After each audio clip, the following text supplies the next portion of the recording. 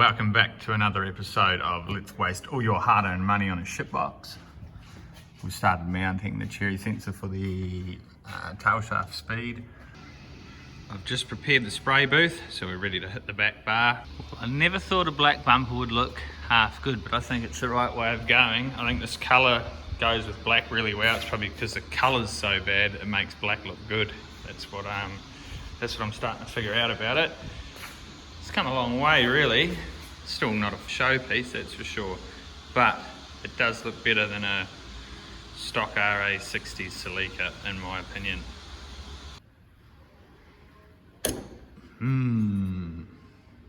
I was gonna powder coat it, but I was too impatient. Oh, afternoon, mate. Just letting you know that your motor's lost. What a way to start the week. So it was meant to get here, well, left on the 23rd of May from Remy Racing, and it's now the 4th of June, and still nothing. It was meant to be 5 to 7 days. You pay $3,000 Australian freight, you'd sort of expect it to at least show up.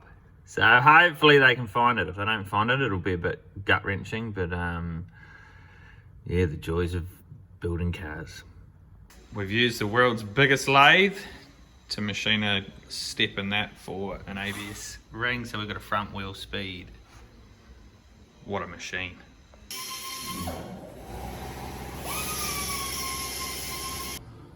Well, that should work. We've got the drive shaft in. Gibbs at Arundel, they've done my shaft for the last 10-12 years, so I've always stuck with him. He knows what he's doing. Old Rick there, if you ever need a shaft made, he's done all the Honda ones and everything in the past, and any hot rod one that we do as well. This one, pretty simple, just a chrome moly yoke, input yoke if you want to call it that goes into the transmission.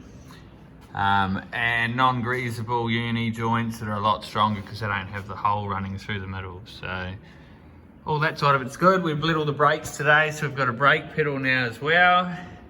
We've got all the springs out of the back so we can go to full compression to make sure it's not hitting anything. It's got plenty of clearance around everywhere. Drive shaft loops all done. Nice and simple. We just bent it round an alloy block that we've got. So plenty of clearance when it's at full droop and when it's at full compression in the back.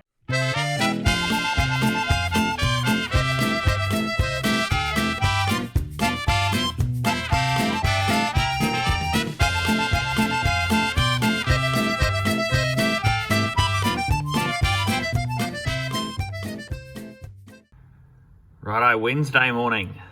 It's looking a bit brighter after a couple of days of stressing out a little bit, to be honest. It's not a cheap part, this, that got lost, and I still don't understand how a 100 kilo thing on a pallet does get lost in the first place, but obviously there's a lot of freight that moves around the world, and it just so happened to be a poor little K24 that got caught in amongst it.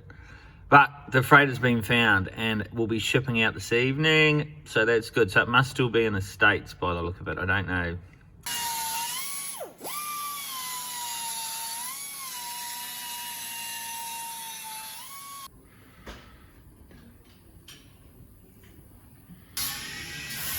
Lucky find. We have beautiful little indicators in the front. They were meant to be for that bumper, but to be honest, I had to drill a couple of extra holes because 2 of them didn't line up, but they do fit in there. Houston, we have a fuel regulator.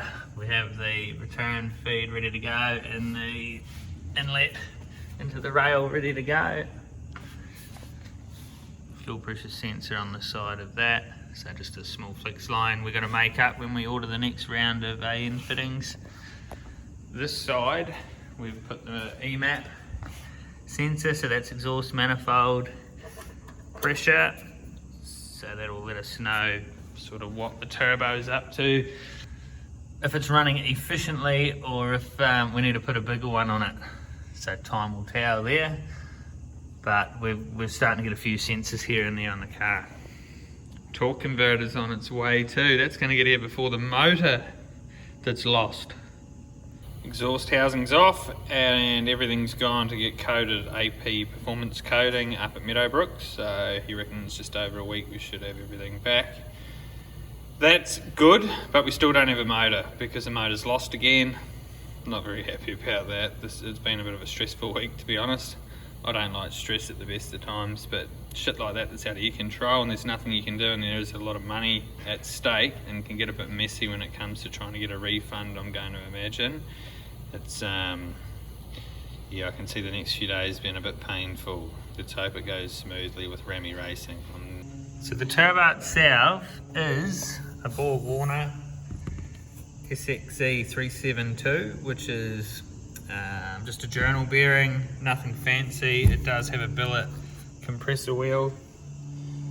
We're using the speed sense supporting it as well for turbine speed. Nothing fancy turbo wise, probably one of the cheapest units you can buy. We'll run it and see what sort of power it makes. It's supposed to sort of make around the 1100 max. I don't think I've showed the fuel cell in the boot, so it's a simple 3 pump hanger. We're probably going to end up running with 2 525s just because of cost. The Alexa pumps are really good things, but just the price, it's hard to justify. I'm thinking on a build of this sort of horsepower, if we're aiming for a bit more like the 12 or 1400, we'd definitely be going a 1380 Alexa. But for something like this, I think the 2 525s, if we stage them, is probably going to be the best way. There are the 2 fittings coming through the floor, return and feed, which will end up going into there obviously. Okay, I'll go through a bit of this stuff that's happened with Rami so everyone sort of knows. I paid for all the engine.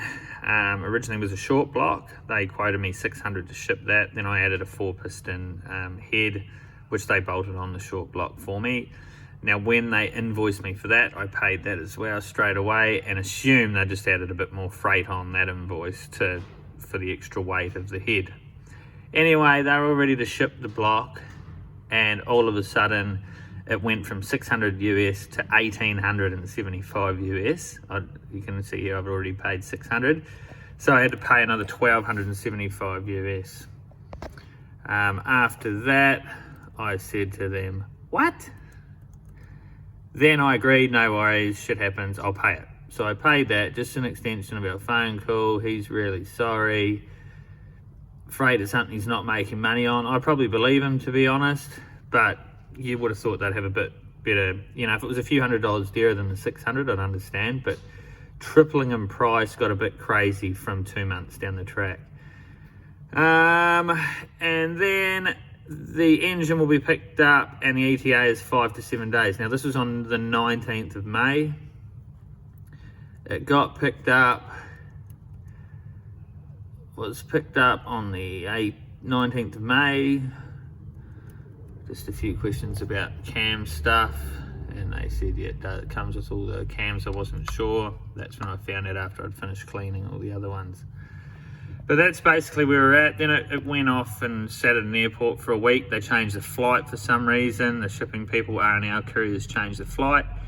After that, it's anyone's guess as to where it's sort of gone. It was meant to be sitting at LAX. I'm not sure where it is.